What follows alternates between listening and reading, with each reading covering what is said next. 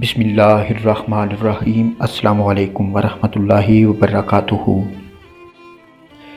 حضرت امام علی رضی اللہ تعالیٰ عنہ کی خدمت میں ایک شخص آ کے کہنے لگا، یا علی رضی اللہ تعالیٰ عنہ، قیامت سے پہلے انسان کا وہ کون سا عمل ہوگا جو اللہ کی ناراضگی کا سب سے بڑا سبب بنے گا؟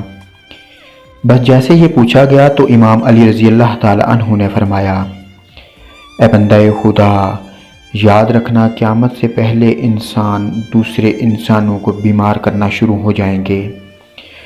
تو وہ کہنے لگا، یا علی رضی اللہ تعالیٰ عنہ، وہ کیسے؟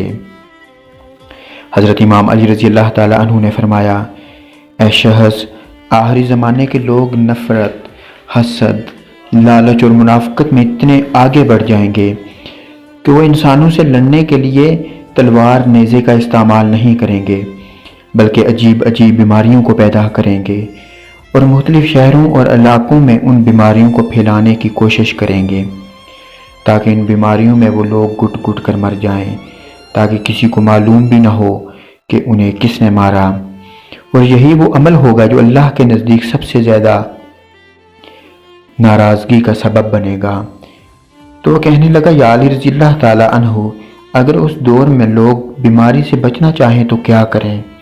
حضرت امام علی رضی اللہ تعالیٰ عنہ نے فرمایا، اے شخص، اس دور میں انسان دولت کے نشے میں اتنے پست ہو جائیں گے کہ ایسی چیزیں بنانا شروع کر دیں گے جو ان کے ماحول کو آلودہ رکھیں گے۔